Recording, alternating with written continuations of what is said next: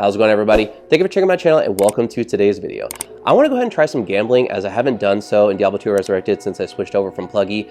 And I'm not talking about the gambling that would make you want to spend $100,000 to be able to progress through the game, where when it comes to actually having a game and you're already playing it, it should be free to be able to level up and to be able to get the gear, as long as you're able to put in the work to be able to farm for the items that you're looking for and just all the things that would make your character be able to be great in the game. That's just me talking. I wanted to be able to make a character that could be really good at farming gold. I'm going to go ahead and try out a gold find Barbarian to be able to see how well he's able to farm gold when it comes to running Travincal, and I'm going to go ahead and show you guys the build that I'm using. Before we get into that, I want to do a comment shout out, and I'm not going to be able to shout out just one person. It is all of you guys that have been subscribing to my channel, all of you guys that have been leaving me comments telling me that you enjoy the content, and hopefully you guys are going to enjoy the stuff that's coming out in the very near future. I just want to go ahead and say thank you to all of you guys that have helped to make this channel really fun, as it is a branch off from my main channel, Switch 209, and I hope that you guys will enjoy the content coming out in the very near future. But with that said, let's get into the build.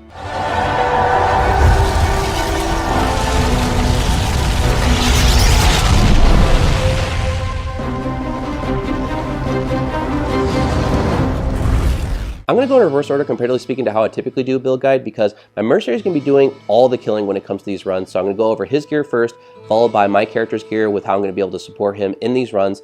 And then I'm going to go and talk about the skill tree, point distribution, ending with the attributes, because I truly feel that would make the most sense when it comes to explaining everything. For the mercenary, he's going to be using a Vamp Gaze for the life leech and the damage reduction to be able to help him survive against the council easier, especially when it comes to dealing with the damage from the Hydras.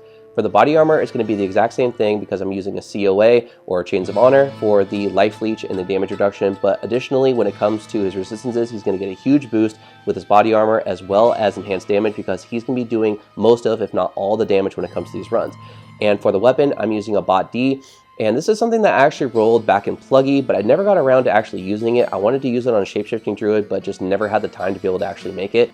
So I figured might as well just throw it on this mercenary because of all the amazing stats that it has on it, especially when it comes to the enhanced damage, life leech, IAS, and the overall damage. It is 3,500 at its max, which is going to be really helpful to be able to help clear out the council. For this next part, going over the items that my character is going to be using to help either support my mercenary or to be able to collect additional gold. I'm not going to go over the ins and outs of every single stat on the items, as the only things to really take into consideration are the fact that these have a lot of gold find on it, or they're going to be beneficial in helping make the run easier for myself or my mercenary. So if you want to check out the specific stats, please feel free to do so and pause the video whenever you want.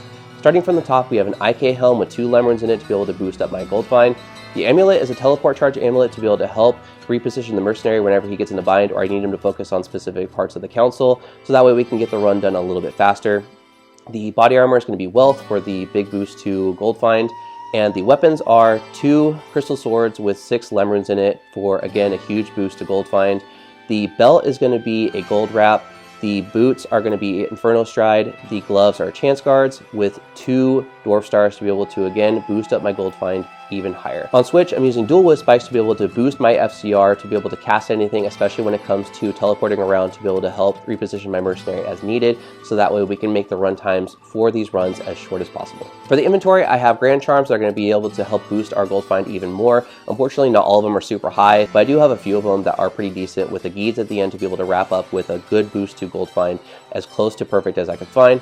And then for the small charms, they are additional boost to gold find. I think I have a few of them that are perfect, but the rest of them are going to be as close to perfect as I could find, with a torch, Annie, and then I have my cube, and then my 2 tomes for identification and town portal, and then key in there. Now you can take out the cube, the town portals, and the key if you really want to be able to boost your gold find even more. However, because we're going to be in Travincal and you do have a pretty good chance of being able to drop runes or to be able to drop jewelry such as rings, amulets, and jewels, I do want to be able to have something to be able to collect them in if something really good does drop in any of these runs. So that's why for me, I am already running about 2,200 or so. We'll go ahead and double check it when it comes to going over the attributes, but I have quite a bit of gold find already on my character, so I don't feel the need to be able to boost it up anymore, as it's not going to do a tremendous amount of difference in having a full inventory of charms to be able to boost up gold find compared to what I already have. For the skill tree, starting with the combat skills, I put 1 point into leap to be able to help my mercenary out with crowd control, because it's really nice in the fact that it actually affects all the council members to be able to knock them back, comparatively speaking to Warcry, which only really affects the ones that are not super uniques.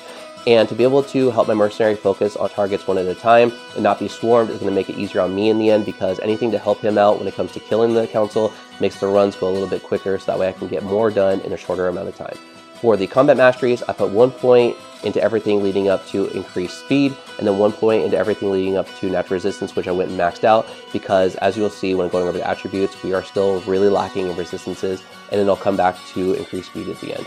Moving on to the war cries, I maxed out the battle orders and shout, and I also maxed out the find item because it's something that we're going to be really needing to be able to max out the gold find for this character, because when it comes to the initial kills, I didn't get a lot of gold right off the bat, but when I went and actually used find item, I was able to get a lot of gold in the end, and this is something that you can typically get about 1 million gold, 1.5 to 2 runs.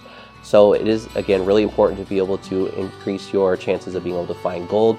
You can distribute it amongst the other skills if you really want to. For example, you can do battle cry or war cry to be able to increase those as well, because it's not going to be boosting up a significant amount when it comes to 1 point here or there being put into other skills instead of find item. But you go ahead and distribute it as you would like. But for me, I went and maxed out find item, and I went and put 1 point into war cry because, again, it's really nice to be able to stun the ones that are not actual super uniques. Granted, I wish it could actually affect the ones that are super uniques, but it is what it is. And for the remaining points, I went and put it into increased speed. Moving on to the attributes, it's a pretty simple concept. Just put as many attribute points as needed to be able to equip the gear, and then put the rest of it into vitality to be able to boost our life. Now, when it comes to strength, I put nothing into this build because we, again, are using crystal swords, as well as having a low strength requirement on our body armor. And then for the dexterity, I put as many points as needed to be able to equip the dual whiz spikes on switch to be able to cast anything, especially when it comes to battle orders and teleporting around to reposition our mercenary, with the rest of it going into vitality. Now, as you can see, my resistances are still pretty low, and as I explained, I do have a max on my natural resistances, and they are still pretty bad. So for any of you guys that want to be able to swap out any items, especially when it comes to something like an amulet for a little bit more resistances, if you're able to find an amulet that is chromatic, or if you're able to find one that has a really good boost to at least 1 or 2 resistances, this would be something that you could do to be able to help increase your survivability against the council. And then for the gold find, we can see that he actually has quite a bit of gold find. It's over 2,200, which is going to be great to be able to maximize the amount that we're going to find per run. And as I stated, we could typically find 1 million gold every 1.5 to 2 runs. Simply being, it could actually give you 300,000 per run, or maybe close to 700 to 800 gold per run, just again depending on RNG. For this last section, before we get into the actual runs of this project, to be able to see the build in action, I want to go over some additional items that you can use in replacement of anything that I have mentioned so far, in case you either don't have the items on hand or just simply are using a budget character and want to know what other options are available and what they would actually look like.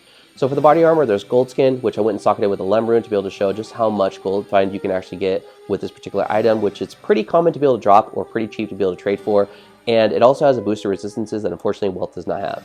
There are some good alternatives when it comes to rare boots or rare gloves, as well as when it comes to rings, to be able to get some that have a really good boost to your gold find. Unfortunately, you're not going to be able to find really ideal ones without spending either a lot of gold with gambling, or to be able to just hope that RNG blesses you when it comes to a normal playthrough, but they are available if you end up actually coming across them. For an amulet, you obviously want to have some gold find on the amulet if you can also have something like resistances, but for a build like this, a good alternative would be like a chromatic amulet that has as close to 30, if not 30, all resistances as possible, which is really nice for anybody that's doing a budget character that would want to be able to eventually move up to a Mara's.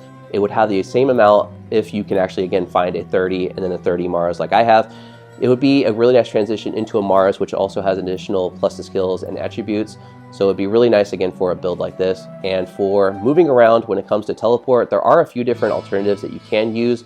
I'm using an amulet, as I showed in the actual items on my character, but you can use something like Spell Steal, which is really easy to be able to find. I would typically drop these quite a bit in normal playthroughs. And then you also can, if you have the gold already, be able to purchase a teleport staff, which has a large amount of teleport charges. Or if, when it comes to diadems, circlets, or whatever pieces of headwear that you're able to either gamble or find when it comes to circlets, coronets, tiaras, diadems. I went and actually rerolled this one, which is a 220 for the Barb that has teleport charges on it, which is really nice to be able to help move around, as well as to be able to increase his skills and faster cast rate in case you are needing to be able to hit a specific breakpoint. So there are multiple alternatives. Let's go ahead and check out this build in action to be able to see how quickly we can collect 900,000 gold, which is the max that this character will be able to equip on hand without having to go back to the stash to be able to unload it. So I'm guessing within about maybe 1.5 to 2 runs, generally speaking, would be the idea for which I think this character will be able to collect that much gold. So for anybody that's trying to fill up all 4 stash pages, the personals, and then all the shared stash, maybe about 20 to 30 minutes max to be able to get 10 million gold, to be able to start your gambling addiction in this game, to hopefully not spend it elsewhere. Again, spending 100,000 real money on progressing through a game that you should be able to do for free. With that said, let's go ahead and check out the runs and see how much gold we can collect in this short amount of time. Round 1.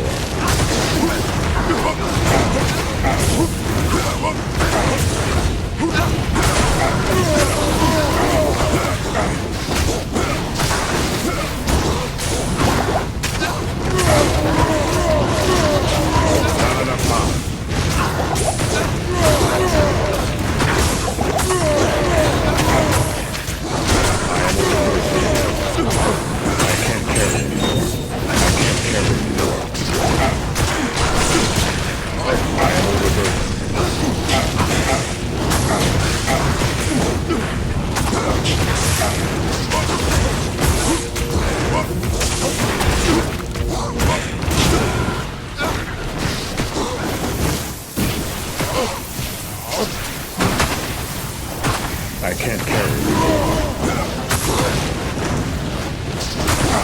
I am overburdened.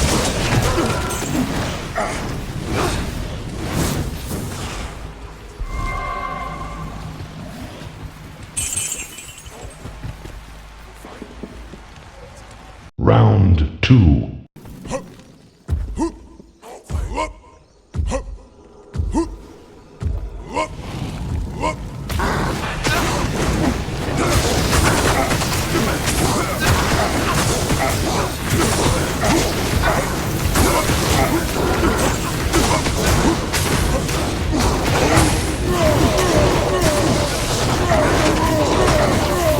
I need mana.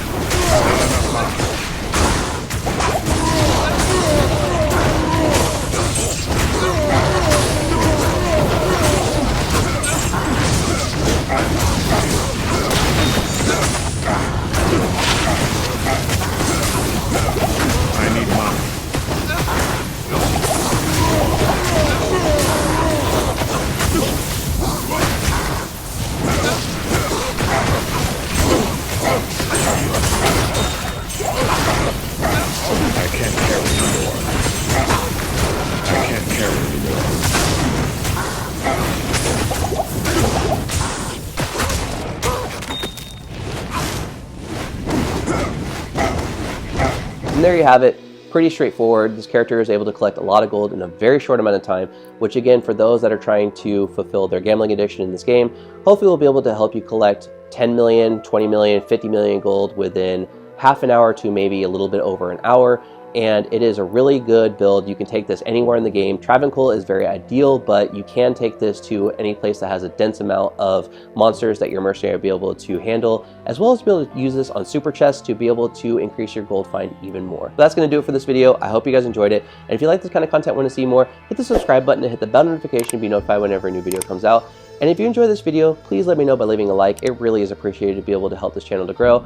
And if you want to see more of my Diablo 2 Resurrected content, there's going to be a card in the corner up above that you can go and check out. There's a lot of videos already in there with a lot more coming in the very near future. With that said, hope you guys are all staying safe, and I'll see you guys in the next video. Take care.